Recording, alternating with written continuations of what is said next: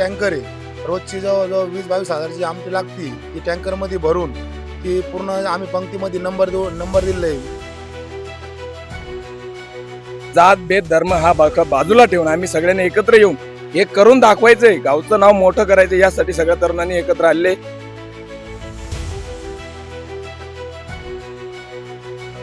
सकाळी आम्ही आमटी बनवतो. आमटी आम्ही टँकर भरतो. नंतर सगळ्या भाविक भाकरी घेऊन येतात. मग आम्ही तिथे जवळजवळ 20 ट्रॅक्टर लावलेले आहे. त्याच्यामध्ये भाकरीचं नियोजन असतं. ते पंक्तीचं एक आम्ही नंबर दिलेला आहे 20. त्या प्रत्येक ठिकाणी आम्ही नंबर लावलेले आहे. असं नियोजन आहे का? मंडळींनो नमस्कार. रामकृष्ण हरी. संत शंकर स्वामी महाराज यांचा 281वा अखंड नाम सप्ताह यावर्षी वैजापूर तालुक्यातील खंडा गावामध्ये पार पडताना आपल्याला पाहायला मिळतोय आणि ऐतिहासिक असा सप्ताह होतोय. खरं तर या सप्ताहाचा आजचा 5वा दिवस आहे. रोज लाखो भाविक या ठिकाणी येऊन या सोहळ्याचा आनंद घेतात, महाप्रसादाचा लाभ घेतात. मंडळींनो खरं तर तरुण एकत्र आल्यानंतर इतिहास घडवला जातो आणि नवीन काहीतरी उभं राहतं असं म्हटलं जातं. आतापर्यंत अनेक ठिकाणी आपण बघितलेलं आहे आणि आज तुम्हाला मी याचं ताजं उदाहरण देतोय. खंडा गावामध्ये आपण जर पाहिलं तर सर्वच नागरिक म्हणजे जातीय धर्म सगळेच जे मतभेद आहेत ते बाजूला ठेवून सर्वजण एकत्रित आले. मात्र सगळ्यात महत्वाचा मुद्दा म्हणजे या ठिकाणी तरुण एकत्र आले आणि तरुणांनी हा सप्ताह उभा केला आणि ऐतिहासिक असा कार्यक्रम सध्या खंडा गावामध्ये पार पडताना आपल्याला पाहायला मिळतोय. रोज लाखो भाविक खंडा गावामध्ये दाखल होत आहे. मात्र या तरुणांनी महाप्रसादाची जबाबदारी घेतली आणि प्रत्येक भाविकाला प्रसाद देण्याची भूमिका जबाबदारी त्यांनी घेतली आणि कुठेही कोणत्याही भाविकाला कमतरता पडत नाही. रोज लाखो लिटर आमटी बनवली जाते. रोज या ठिकाणी आपण जर पाहिलं तर भाकरी बनवली जाते आणि मी तुम्हाला जर दाखवलं तर हे सगळे तरुण या ठिकाणी मी माझ्या कॅमेरामॅनला विनंती करतोय प्रत्येकाचं या ठिकाणी दृश्य या ठिकाणी दाखवावं. हे प्रत्येक तरुण या ठिकाणी एकत्रित येऊन या ठिकाणी महाप्रसादाची तयारी केलेली आहे आणि टँकरच्या माध्यमातून असेल किंवा ट्रॅक्टरच्या माध्यमातून असेल आमटी आणि भाकर या ठिकाणी पुरवली जाते. आणि खरं या विशेष या तरुणांचं खरं कौतुक केलं पाहिजे. आणि आपण जर पाहिलं तर काही तरुणांच्या आपण प्रतिक्रिया घेणार आहेत. मात्र एक मुद्दा आधीच क्लिअर करतो, ज्या लोक आपल्या समोर बोलणार आहेत ते फक्त प्रतिनिधित्व स्वरूपात असणार आहेत. त्यांच्या मागे अनेक तरुणांचा या ठिकाणी जो आहे तो आपल्याला वाटा असल्याचं देखील पाहायला मिळत आहेत. खरं काही तरुण आहे, आपण त्यांच्या सोबत बोलूया. दादा खरं तर खंडा गावामध्ये आपण जर पाहिलं तर एक इतिहास घडवला गेलेला आहे. पहिल्यांदा असा भव्य दिव्य या ठिकाणी कार्यक्रम पार पडतोय आणि याचं श्रेय जे आहे ते खंडा गावातील तरुणांना जात आहे.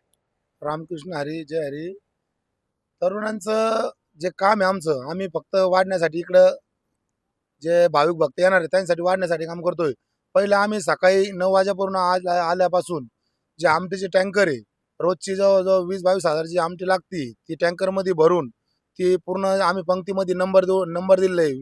जवळजवळ 25 ते 30 पंक्तीचे नंबर आहे, त्याच्यामध्ये पूर्ण टाक्या ठेवलेलं आहे. त्या टाकीमध्ये आम्ही आमटी भरवतो आणि उर्वरित ज्या भाकरी पूर्ण आमचे जे ट्रॅक्टर आहे 20-22 ट्रॅक्टर, आम्ही त्याच्यामध्ये 20-22 कॅरेट ट्रॅक्टर भाकर भरतो आणि त्याला भात असं भरून पूर्ण पंक्तीमध्ये उभं करतो. ज्यावेळेस कीर्तन एक अर्धा पाऊण घंटा राहिला सुटल्यानंतर आम्ही पूर्ण नियोजन ओके करतो. पूर्ण तरुण मित्रमंडळी सगळे वाढण्यासाठी तत्पर, ज्याच्या पंक्तीला उभे राहून अवघी 5 ते 10 मिनिटांमध्ये पूर्ण वाढी पूर्ण होती. 20-22 हजार लोक म्हणजे जे भाविक भक्त आहेत त्यांच्यासाठी. हो, आपण जर पाहिलं तर 5 लोक जर एकत्र करायचं म्हटलं तर नाकीनऊ या ठिकाणी येतात. मात्र आज तुम्ही खंडा गावामध्ये हजारो तरुण या ठिकाणी एकत्रित केलेले आहेत. कसं शक्य झालं? सर हे सगळं आमच्या सहकार्य आणि तरुण मित्र मंडळामुळे सहकार्य झालंय. जात भेद धर्म हा बाजूला ठेवून आम्ही सगळ्यांनी एकत्र येऊन हे करून दाखवायचंय, गावचं नाव मोठं करायचं, यासाठी सगळ्या तरुणांनी एकत्र आले. बरं तर तरुणांची तिथं इतका उत्साह, तरुण असो किंवा वयोवृद्ध, सर्वांनी तिथं वाढण्याचं इतकं मोठं योगदान दिलेलं आहे. ते करावं तेवढं कौतुक थोडंच आहे. आपण जर पाहिलं तर 2 टायमाच्या या ठिकाणी पंक्ती आहेत. म्हणजे सकाळी देखील मोठ्या प्रमाणामध्ये भाविक या ठिकाणी येतात. संध्याकाळी देखील मोठ्या प्रमाणामध्ये या ठिकाणी येतात. आजचा 5वा दिवस आहे आणि दिवसेंदिवस आपण जर पाहिलं तर खंडा गावामध्ये गर्दी या ठिकाणी वाढते. सकाळपासून ते संध्याकाळपर्यंत तुमचं नियोजन कसं असतं? सकाळी आम्ही आमटी बनवतो. आमटी आम्ही टँकर भरतो. नंतर सगळ्या भाविक भाकरी घेऊन येतात. मग आम्ही तिथे जवळजवळ 20 ट्रॅक्टर लावलेले आहे. त्याच्यामध्ये भाकरीचं नियोजन असतं. ते पंक्तीचं एक आम्ही नंबर दिलेला आहे 20. त्या प्रत्येक ठिकाणी आम्ही नंबर लावलेले आहे. असं नियोजन आहे खंडा. म्हणजे आपण पंक्तीचे 20 नंबर लावलेले आहे. त्यानुसार आम्ही असं नियोजन केलेलं आहे सकाळी. आमटी जी बनवली जाते किती टँकर या ठिकाणी आयोजन केलं? टँकर आम्ही एक मोठं टँकर 20,000 लिटरचं. 2 आहे 20,000 लिटर टँकर.